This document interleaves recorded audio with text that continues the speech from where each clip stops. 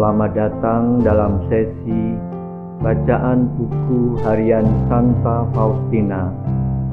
Para opa, oma, bapak, ibu, dan sahabat-sahabat sekalian, mari kita baca dan dengarkan bersama-sama.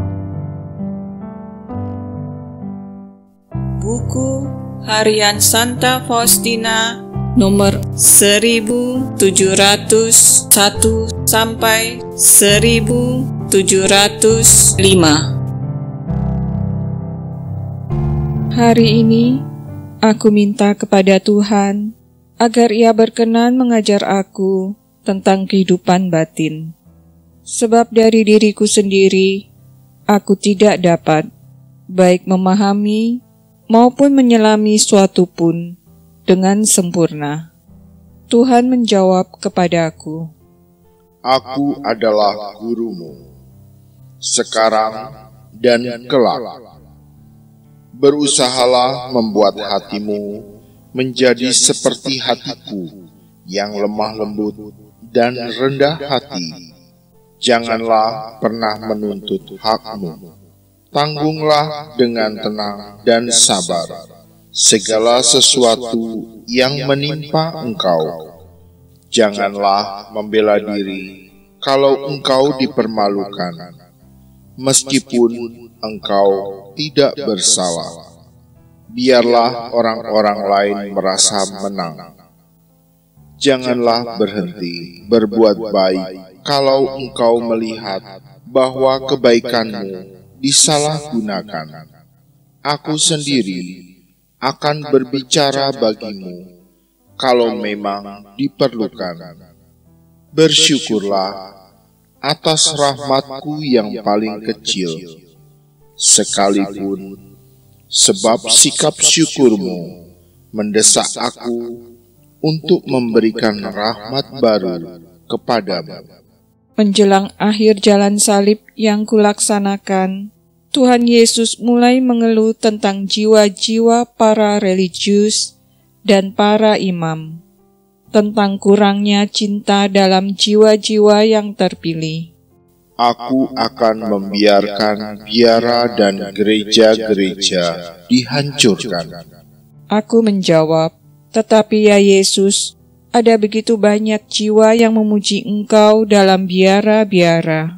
Tuhan menjawab, Pujian itu melukai hatiku, sebab cinta sudah diusir dari biara-biara. Jiwa-jiwa itu tanpa cinta dan tanpa kesalehan. Jiwa-jiwa itu penuh dengan egoisme dan cinta diri. Jiwa-jiwa itu penuh dengan kesombongan dan kecongkaan. Jiwa-jiwa itu penuh dengan tipu muslihat dan kemunafikan. Jiwa-jiwa itu suam-suam kuku yang kehangatannya hanya cukup untuk bertahan hidup. Hatiku tidak tahan menanggung semua ini. Semua rahmat yang kucurahkan atas mereka langsung menghilang seperti air yang jatuh ke permukaan batu karang. Aku tidak tahan berada di depan mereka, sebab mereka tidak baik dan tidak jahat. Aku telah menginginkan biara-biara baru, agar dunia dikuduskan lewat mereka. Dari merekalah nyala cinta dan pengorbanan yang penuh kekuatan seharusnya berkobar. Kalau mereka tidak bertobat dan hati mereka tidak bernyala karena cinta pertama mereka, aku akan mengizinkan dunia menghancurkannya. Bagaimana mereka dapat duduk pada tahta pengadilan yang ditetapkan untuk menghakimi dunia, kalau kesalahan mereka lebih besar daripada kesalahan dunia? Tidak ada penyesalan dan pemulihan dalam diri mereka. Oh, hati yang pada pagi hari menerima aku, dan pada tengah hari sudah sama sekali dipenuhi kebencian terhadapku, kebencian dalam segala jenisnya. Oh hati yang kupilih secara istimewa, untuk inikah engkau dipilih, yakni untuk lebih melukai hatiku? Dosa-dosa berat yang dilakukan oleh dunia merupakan luka di permukaan hatiku, tetapi dosa-dosa yang dilakukan oleh jiwa terpilih terus-menerus menembus hatiku.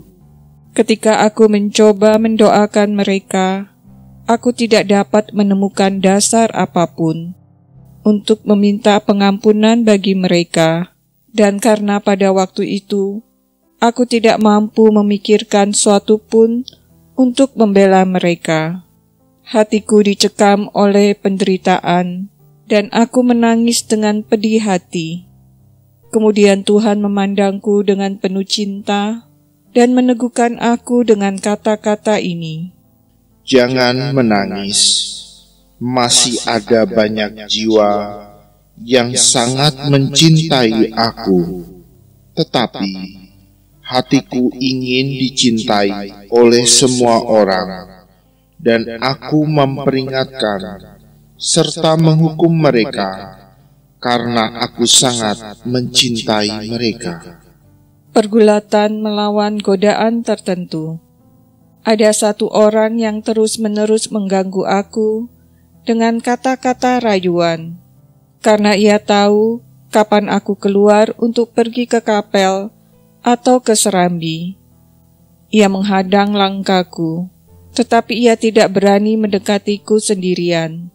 Maka ia mengajak orang lain yang seperti dirinya, tetapi tidak seorang pun dari mereka berani mendekati aku. Ketika aku sedang dalam perjalanan untuk mengikuti ibadat bulan Mei, mereka sudah berdiri di tempat yang harus aku lalui. Sebelum sampai pada mereka, aku sudah mendengar kata-kata rayuan yang diarahkan kepadaku, dan Tuhan mengizinkan aku mengetahui maksud hati mereka yang tidak baik. Aku tahu bahwa mereka akan menghadang aku sesudah ibadat, dan kemudian memaksa aku berbicara dengan mereka, karena sampai saat itu, belum sepatah kata pun kuucapkan. Ketika aku meninggalkan kapel, mereka sudah ada di sana, siap menantikan aku lewat. Kali ini aku dicekam oleh rasa takut.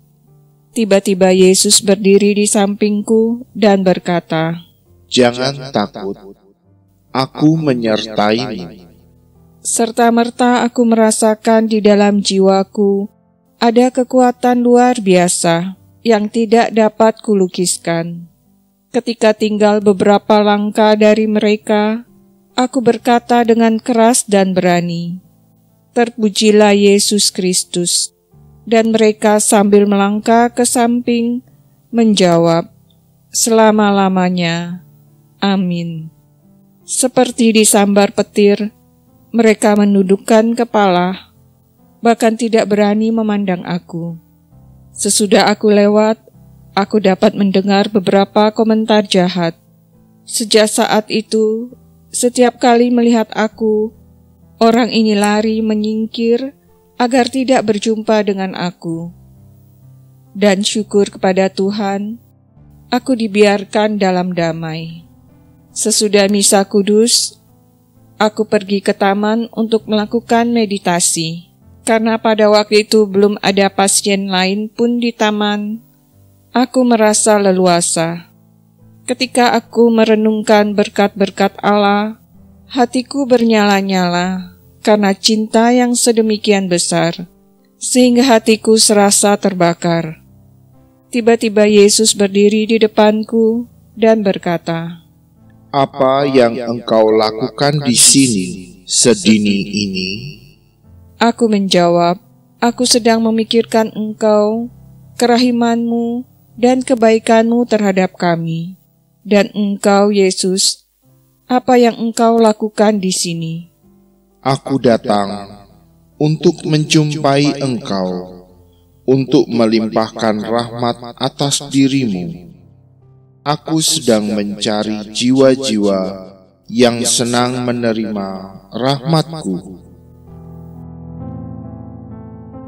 Demikian telah kita baca dan dengarkan bersama-sama buku harian Santa Faustina hari ini.